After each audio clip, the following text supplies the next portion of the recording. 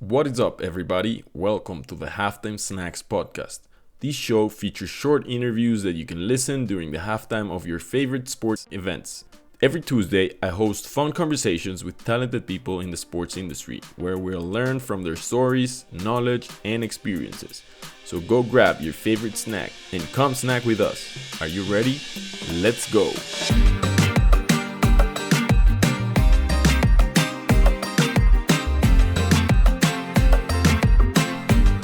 Today's halftime snack features a pioneer in the intersection of Web3 and the sports industry.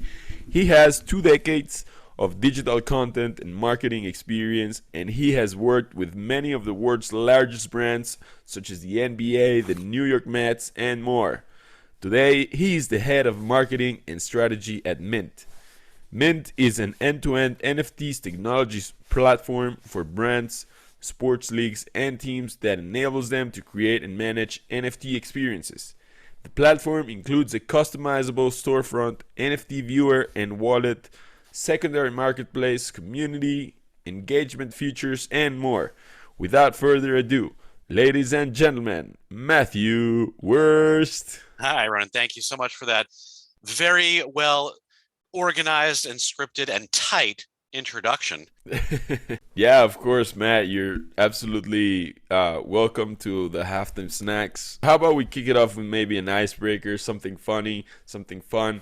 If you could only eliminate, okay, one part of the flying experience, what would you eliminate? Well, it's funny you ask because just last week was my first flight since the pandemic broke out, 21 months later, and I'm someone who has hundreds, thousands, I don't know, maybe even millions of miles accrued over the last 20 years, professionally, personally.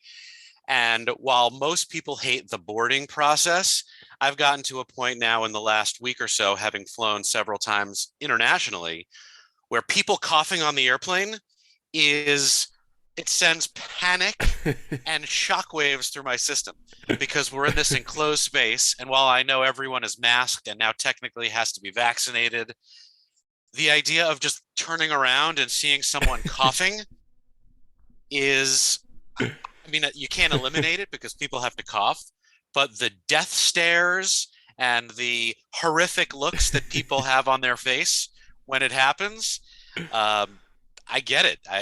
You never know if that person is going to be a super spreader on an airplane or just swallowed water down the wrong pipe. So if I could eliminate anything right now, it would be people coughing on the airplane. That's a great answer. I actually wasn't expecting. I thought you were going to say something along the lines of, the boarding process or how landing and the time that for them to give you a spot on the tunnel and anything that takes a lot of time. I was expecting that, but man, your answer was so much better than I expected. So, and it applies also to people on the train if you're commuting, people you may work with in an office, people at a restaurant. Right now, there's that, why are they coughing?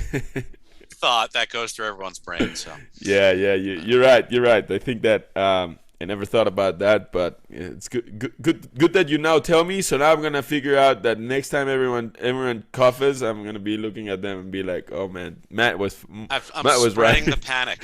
Yeah, the anxiety is real. Hopefully, in the coming weeks and months, that will begin to subside, but not there yet. Matt, I think that the listeners want to learn a lot about your experience on the digital side of sports. So let's maybe go back, because your experience is very wide. You have over a couple of decades in experience in the whole digital market and strategies around marketing and everything. So when exactly do you remember sports brands began taking a more digital approach with their strategies? Do you mostly remember the timing or how exactly it happened?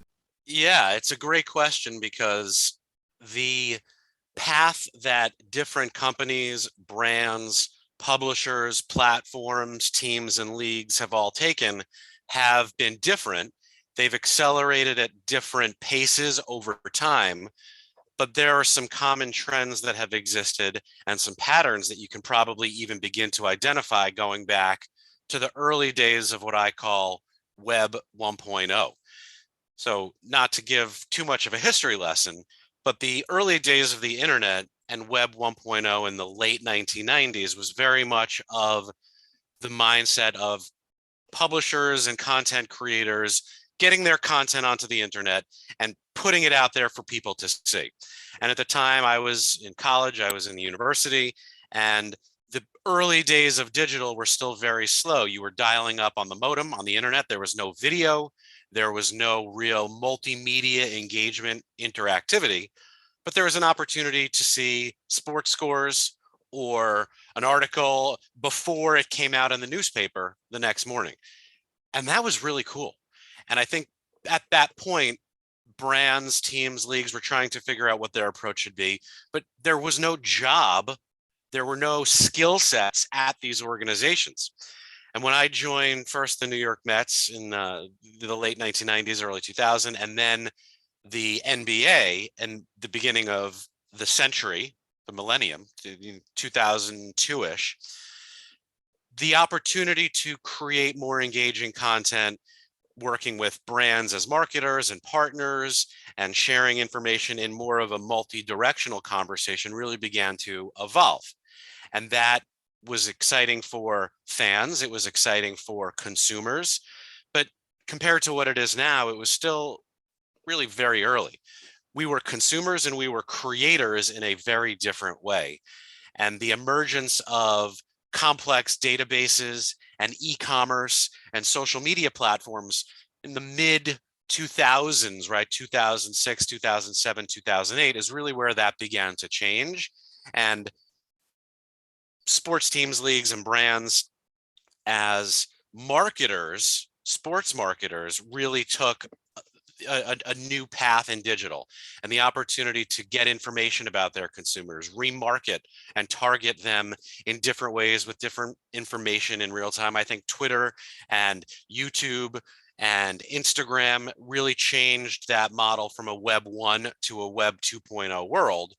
And apps and monetization and brand integration, these again, this more personalization at scale model didn't just change sports and didn't just change digital, but it changed the entire ecosystem of how creators and consumers interact with each other across the totality of the marketing landscape.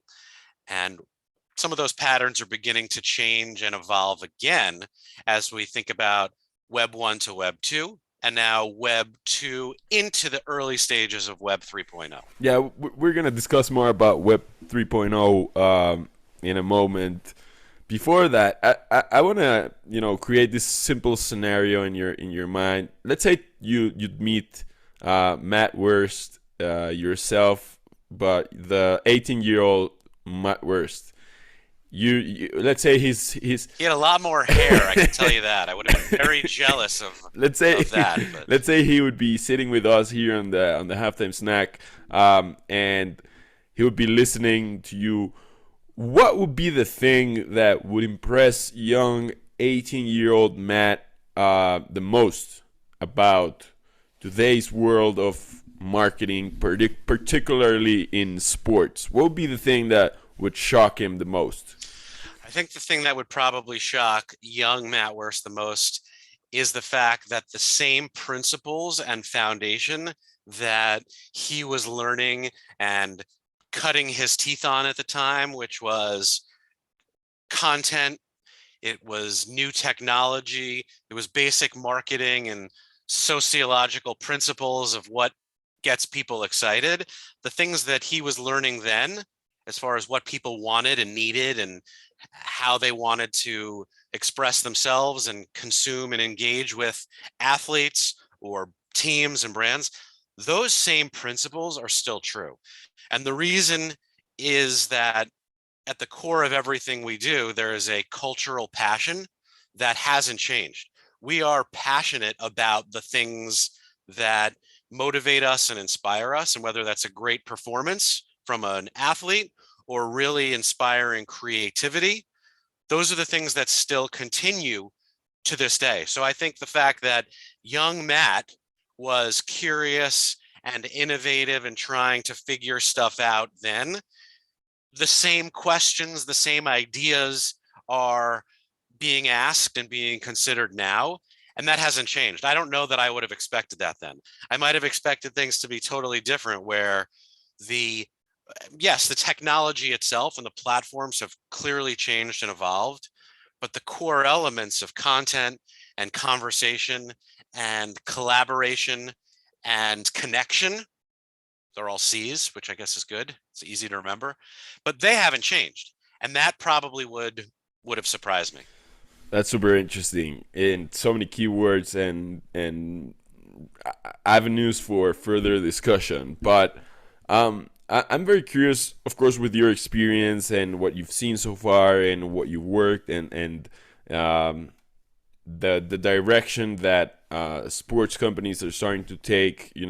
Given this digital transformation and this transition to Web3. Of course, we've seen Dapper Labs partnering up with the NBA and now the NFL. I actually saw, and you've seen also like different brands like F1 joining Minoka brands, if I'm not wrong, that's how you say it, partnering up for F1 Delta Time, and Yeah. written also about Sorar, this French company that joins and partners with leagues, soccer leagues in Europe. So we've seen how sports brands and big sports properties, they basically partner up with developers or people that are very experienced in Web3 and the blockchain and everything, and they bring in this new strategy for their content and for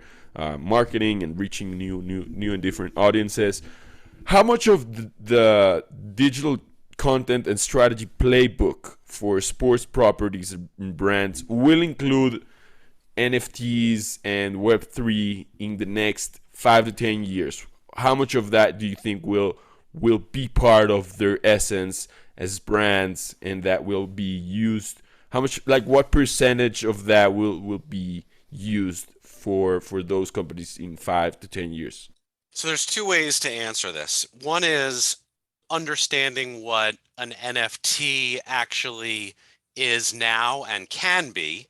And then there is the what objectives from a revenue driving and engagement building set of opportunities and priorities those teams, leagues, brands, athletes, agencies themselves have. In the next 5 to 10 years, every single team and league, go beyond it. The Budweisers and the Pepsis, the big Nike, they're already there and they're investing and continuing to figure out what the right approach should be. But what they're doing that's really smart is they're not investing everything all at once. They understand that this is a marathon, not a sprint. They're going to test, they're going to learn, they're going to make some mistakes, but they're going to really understand where and how the idea of an NFT as a token, as a chip, a coin, something that gives them access. It's a ticket, not a ticket to a game or an event, but a ticket to a gated community, if you will, a more high-end experience beyond just being a fan. It doesn't have to be an exclusive, very expensive entry point. I think what you'll see now is that the barrier to entry is going to be reduced thanks to both technology and overall cost, so that there are different levels and tiers that will enable fans and collectors to enter into this space with less anxiety or fear that they're going to lose money or don't exactly understand what's happening. So I think that NFTs as an idea for broader brand building and community engagement it's totally going to transform everything in every way. It's not going to change the way players on the field compete with each other, clearly, because that's still the core element of what it is that we are so in love with as fans of sports. But as a marketing enterprise, we are still in the first quarter of this game, and 95 to 99% of what we're seeing now won't be the model that is ultimately being used in 5 to 10 years, it's going to be very different. It's going to be much more about, access, utility, information, entertainment, the convergence of in real life and digital experiences. And if you want to talk about the idea of the metaverse, right, which is a term that I think a lot of people are starting to use but don't fully understand, the metaverse is the internet of the next generation, not a number of different universes. It's one thing. And how brands and teams and leagues and fans and everybody engage in this metaverse may be a little bit different, but it's going to be connected and it's going to be more decentralized. And there are still going to be opportunities for people to make money or lose money or trade on a marketplace. But the opportunity for real engagement is going to be the next iteration of what Facebook's vision was 15 years ago, to just be a more open forum for experience. There's this funny joke that they say that metaverse is just a clever way of the internet rebranding itself, right? But I agree with you that it's the whole the purpose is just how we're gonna interact with each other and how we're gonna be changing the things we do there. Right now, we may be only consuming information from centralized companies, the Facebooks, the Googles, the Twitters or whatever, and then we're gonna be seeing how those things like they detach from each other in a decentralized way and then come together in the metaverse. So that's gonna be interesting to see. Given this vision that you have specifically for sports, is Mint being developed for that vision, and are you guys positioning yourselves? As I mentioned before, the first impression that it gives me is that what you guys are building is basically something like the Shopify for NFTs and experiences of Web3 through your platform, so that sports companies or brands don't need to partner up with developers in like Dapper or these companies, and they can just do it themselves. Is this the idea? Is this the vision? And is this what you guys are building at Mint, or is this the first iteration and you're gonna be pivoting? You know that you're gonna be pivoting, but you're just adapting yourself to what you have now. Like just give me a little bit of a glimpse of what exactly is the plan for Mint, and how exactly do you think it will position itself in this intersection between sports companies and the Web3? Yeah, there's a lot to unpack, because what you're asking is both a short-term and long-term vision for an ecosystem that is going to continue to evolve, which is why our mission at Mint is to actually help both lead and drive this change, as well as be able to adapt and react to it pretty quickly. So I'll tell you a little bit more about Mint, and then you can tell me whether or not our vision is leading or following, but I think it's going to be a mix. Mint is a technology platform that enables brands or teams, leagues, really anyone who is looking to use NFTs at the moment as a marketing and connective engagement experience. It enables them to seamlessly manage their NFT experiences in a truly end-to-end way. You don't have to have technical expertise. You don't really even have to understand the blockchains, which is, I think, a real benefit. You talk about Shopify and you talk about Dapper.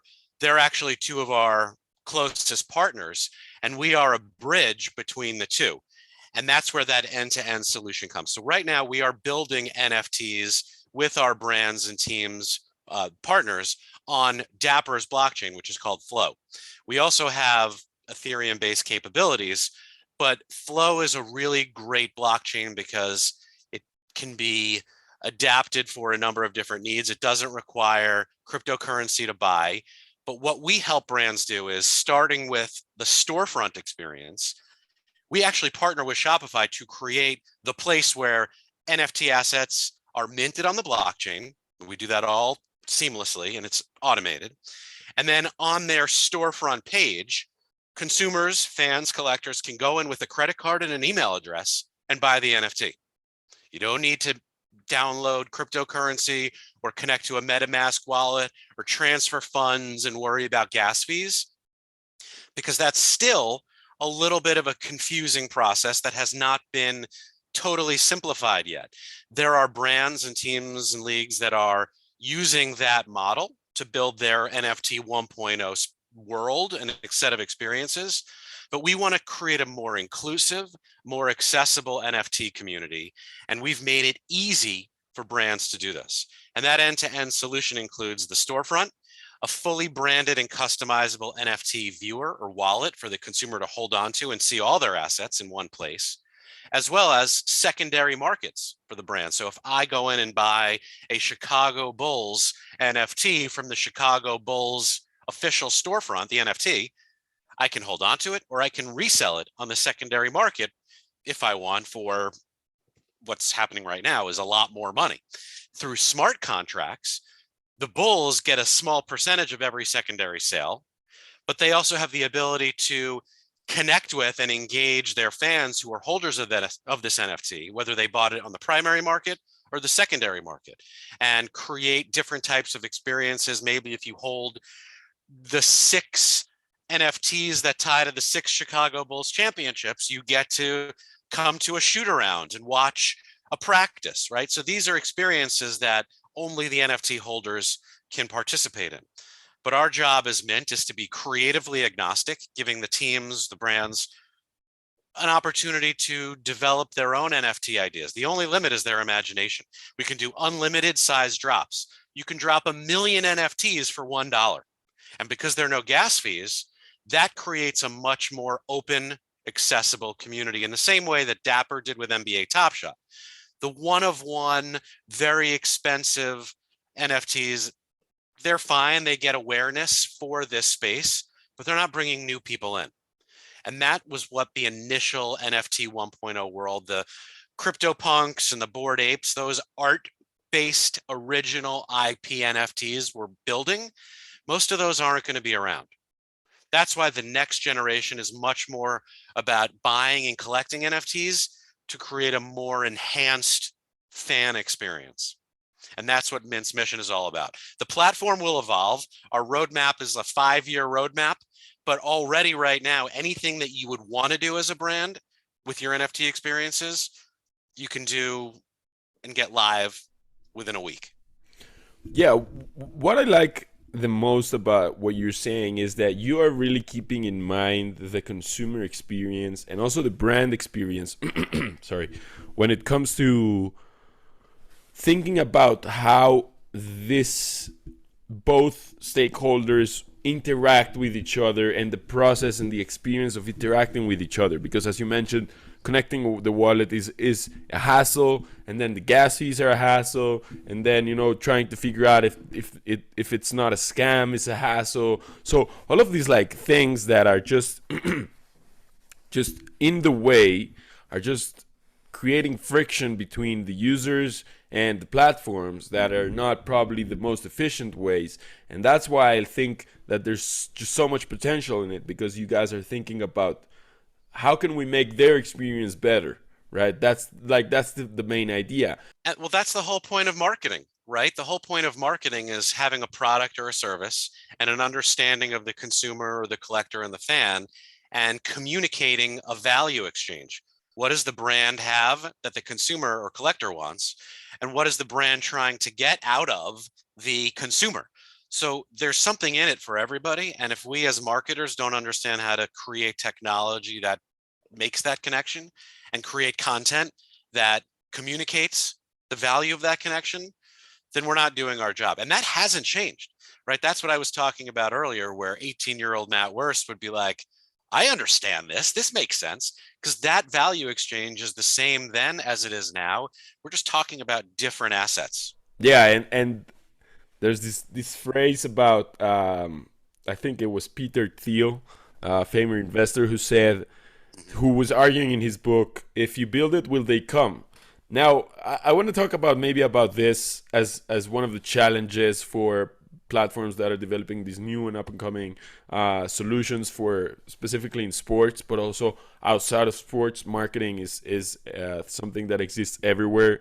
How exactly do you bring these people on? How exactly do you make them trust you? How exactly do you onboard them in a very Web3 way that is seamless, and it's also like interesting for people? How exactly, like, what when it comes to you have the product, right? You have the whole experience figured out, and you have the new platform figured out, but how exactly do you bring these people over? Well, that's where marketing of the NFT experience can't just begin with and end with an NFT drop, right? I think what's happening now early on is marketers and brands and teams are just thinking about, all right, well, what do I do?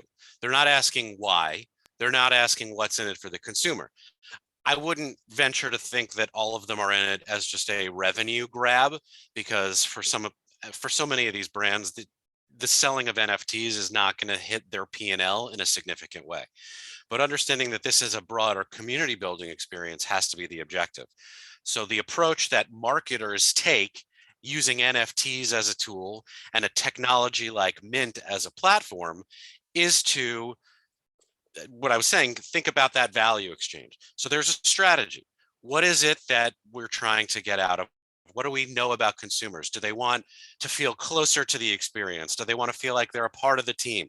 Do they want to feel like they can provide input that the team is listening to, whether it's uniforms or in-arena experiences or ticket sale opportunities, or which players they should sign in the off season? Fans want to feel heard, but they want to feel like their community is also rewarding them for being an active member. So NFTs can unlock all of that. It doesn't have to just be about the art or the physical JPEG or video that is in the NFT itself. The NFT, again, is the non-fungible token. It is the access to an experience. It is the access to a community. So NFTs as a marketing tool also need to be thought of in totality of the broader marketing ecosystem. It's not just going to be about putting billboards on the stadium signage. It's not just going to be about the logo on the uniform. It's not just going to be about the sponsorship opportunities that are driving revenue and helping the brand or the team stay profitable. It's about understanding at the end of the day that the fan and the consumer is driving the success of the team. Maybe not on the field, but ultimately they go hand in hand. So it's a two sides of the same coin, or the chicken and egg. You need to market your NFT. You need to think about how you use existing platforms, the Web 2.0, Twitter and Facebook and Instagram, to engage and inform your fans about why NFTs are important and simplify it. You don't have to make it a whole complex system. And that's why I think a lot of the teams are working with us, is because we've simplified it for them so they can focus on the creative. They can focus on the message. They can deliver on the value proposition. Let them be creative and marketers, where we just give them the tool to mint it and create it and manage the experience. As long as it can be simple and seamless, I think we're all going to win. And in an ideal scenario, do you think that all brands in sports, even I'm thinking even like the local, soccer shoes manufacturer who sells only for their community, and the amateur sports, the youth sports of the world, the grassroots sports of the world, like those segments of the sports industry. We can also talk about fitness brands and fitness companies, gyms, and all these different brands that have evolved in the sports industry. Do you think that in an ideal scenario, all of these brands are integrating into platforms like Mint, and that are tapping with or interacting and engaging with their audiences through platforms like Mint? Or do you think that this is more a solution that aims to help, the Cowboys and the Lakers and the Real Madrids of the world that are mostly followed by big audiences and have access to thousands and thousands of people around the world. Like in your mind, in an ideal world, who uses Mint like in as a total market? Who's using Mint? It's a great question because what NFTs give everyone an opportunity to do is participate and communicate. The revenue generation of NFTs really is a secondary consideration. But if you think about the different objectives and priorities of all the different tiers and levels and types of organizations that you've talked about, there really is something for everyone. It's how the NFT unlocks the marketing or communication experience. So let's start from the bottom up. If you're a high school or youth sports or even college level athlete or a team, you have a community. It could be the parents or the fans or the extended family of those athletes, and they want to feel like they're able to support or help out their fans. If you're a college volleyball team, right now in the United States, certainly, athletes have an opportunity to create and mint their own NFTs that they could sell to their friends and family, maybe not for millions of dollars like pro athletes can ultimately generate, but that becomes a booster program, a fundraiser program, an opportunity to support and share and feel like they're part of something. So that's one model that can work at scale. How many youth athletes are there around the world who are part of clubs? That's an opportunity for those club organizers, those parents and families to connect in a community space. But now you multiply that times how many hundreds of thousands of teams and athletes there are around the world if you're a 10-year-old or an 18-year-old college athlete. What's great about the Mint platform is that it really can scale as a service, as a software as a service solution where they can do almost all of this themselves. If they have the asset and want to create it themselves, there's no reason why they can't use the storefront technology to make that happen. The same is true with local brands and businesses. You don't have to be Nike or Adidas to have a place in the metaverse.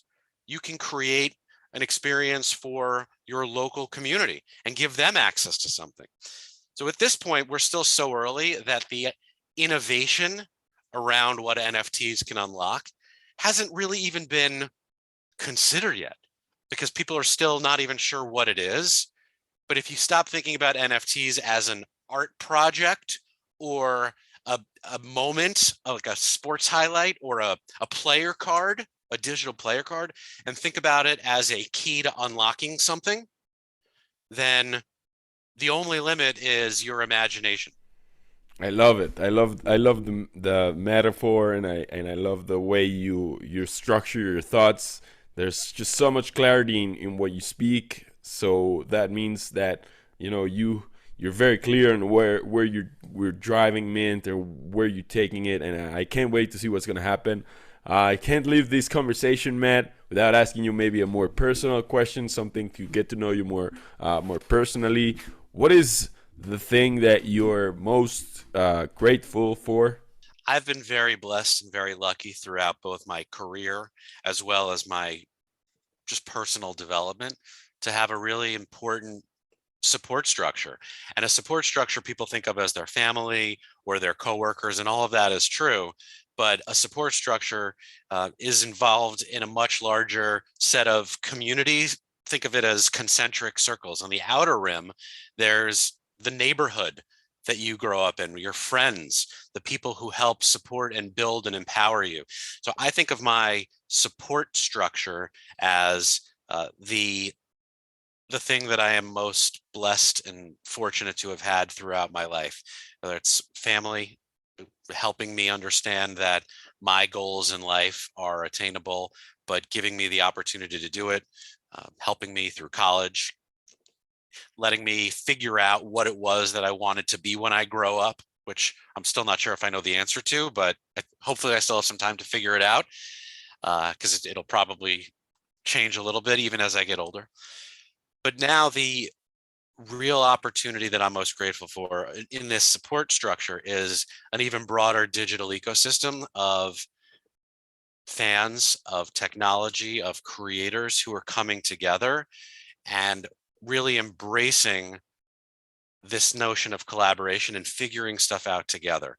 It's a very judgment-free space that I've found myself in, and that gives me the ability to develop my own skills, some hard skills, some soft skills.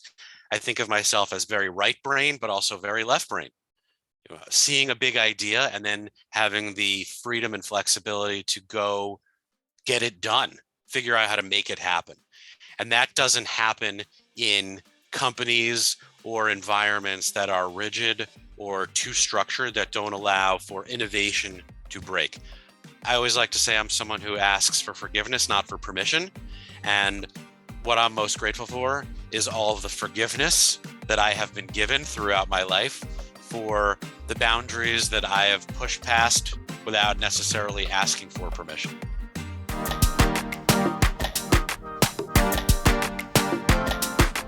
Thank you very much for tuning in. If you enjoyed this episode, hit the subscribe button and leave a review on Apple Podcasts. If you enjoy learning about the business and technology behind sports, make sure you subscribe to the Sports Tech Biz newsletter. I'll leave the link in the show notes. See you all next week. Bye bye.